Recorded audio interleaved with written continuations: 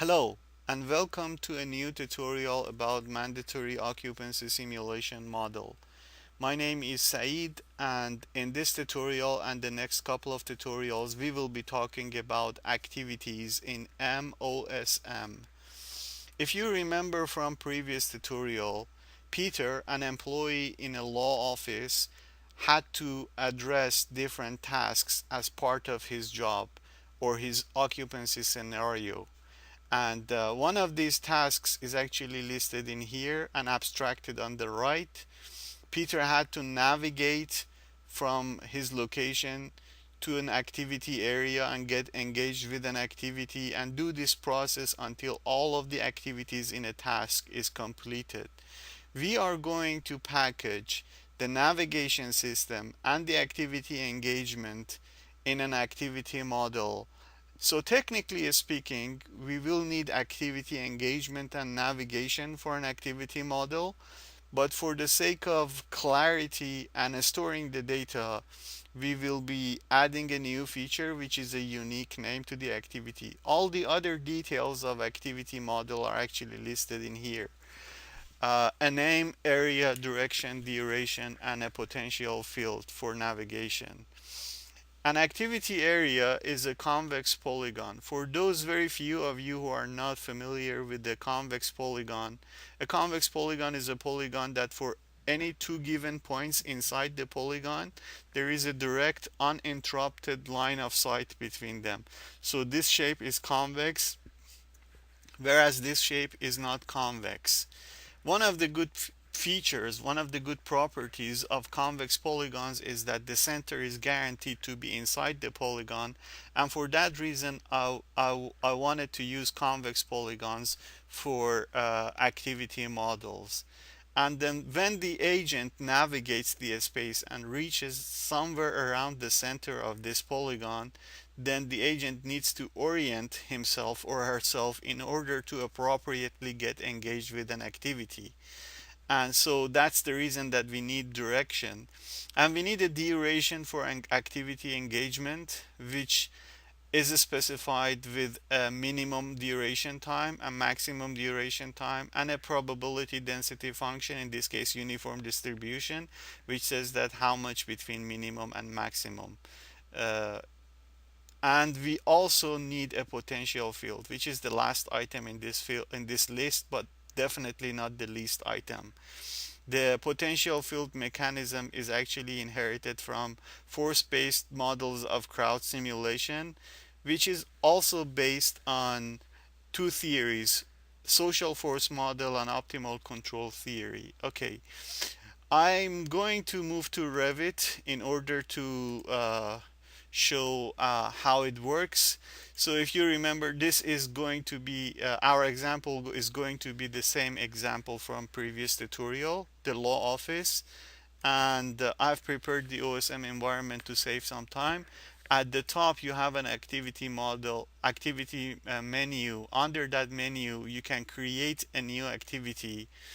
You should give it a name. In this case I'm happy with activity 1. It's not very meaningful, but you can give it a meaningful name. Then you can specify the minimum and maximum engagement times.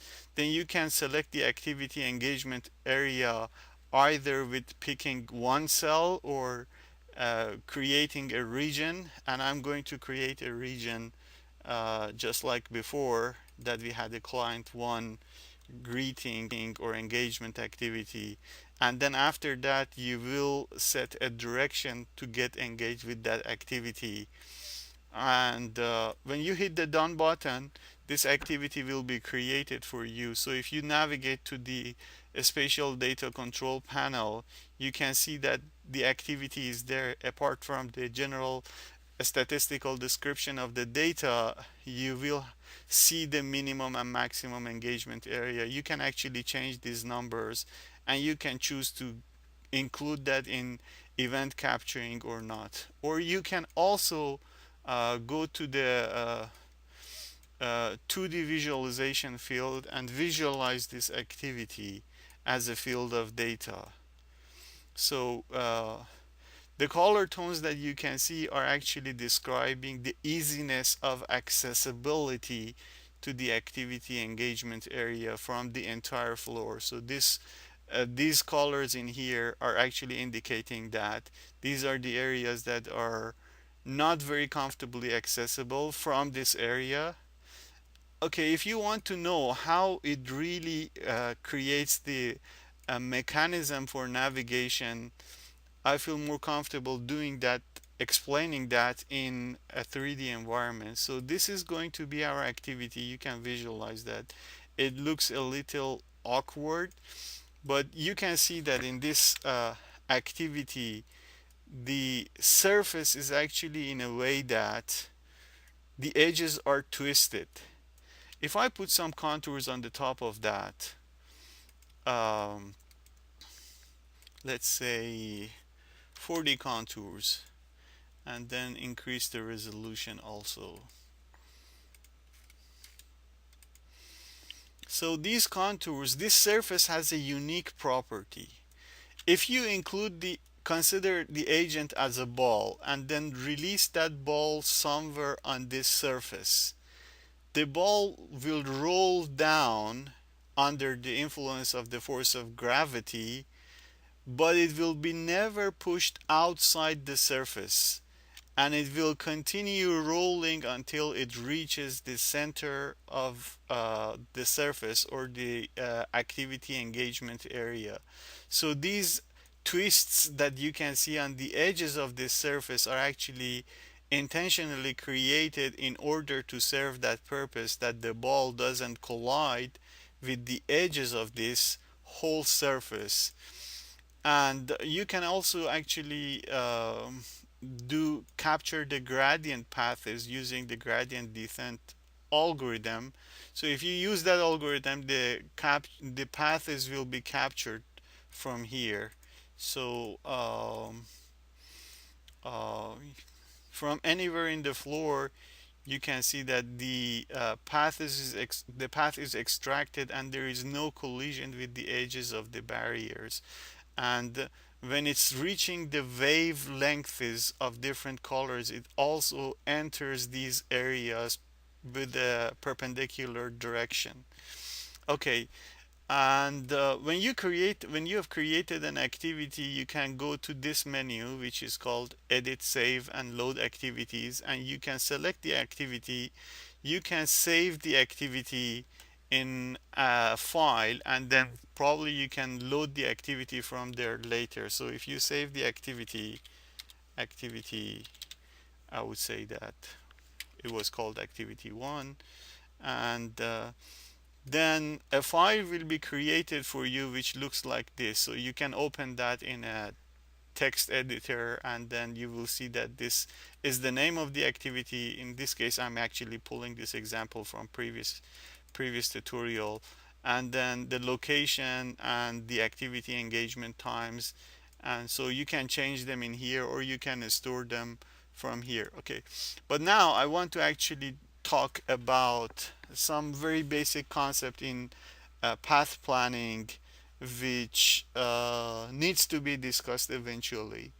So you probably heard about shortest path a lot, and you can see that none of the paths that I have created in here are actually the shortest path. So this path, for instance, in here, it starts from this point and ends from this. It ends at the center of the activity engagement area, but it has a deflection in a way that it keeps you away from the barriers. I want to discuss uh, this topic, this concept in much more details, and for that I want to actually deal with a much simpler example. And let's take a look at this example, which is super simple. It has a floor, a door, and a wall which has a door in it. I'm going to quickly set up the OSM environment.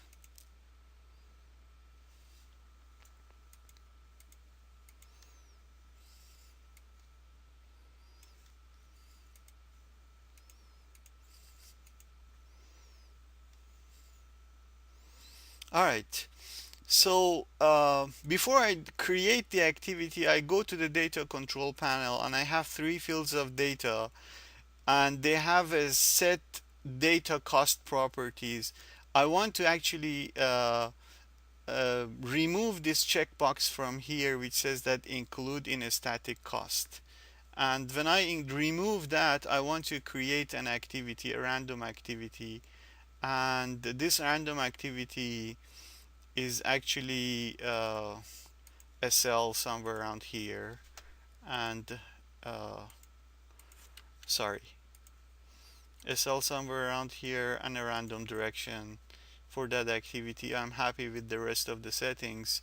And once this activity is created, I want to take a look at the activity in 2D format. So you see that there are circles that are pretty much round, so they are very circular. So if I go ahead and try to create the extract paths, then you will see that this path is actually getting too much close to the barriers. This path is too much close to the barriers. This path is too much close to the barriers. This path is too much close to the barriers.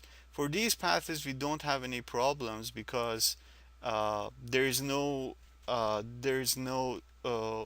barrier in between. But when we have barriers and we are considering only the shortest path, it is inevitable that the collision with the barriers will happen.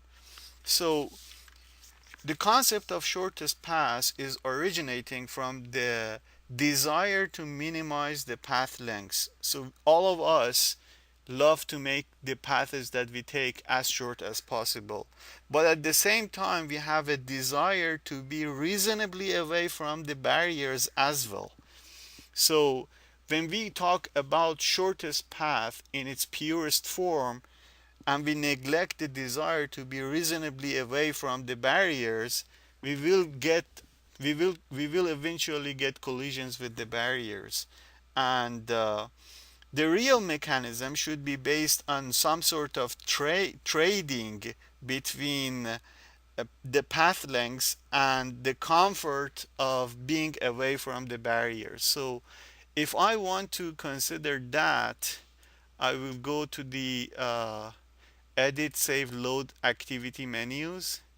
I will go to the costs, and let's say that I want to be away from the edges of the walkable field, and I will check this box and then close this panel, and then I will select this activity and I will update it. Now we can go ahead and extract the paths again, and if we do that, we will see that the paths are much more reasonable. So this is the new path. This is the new path.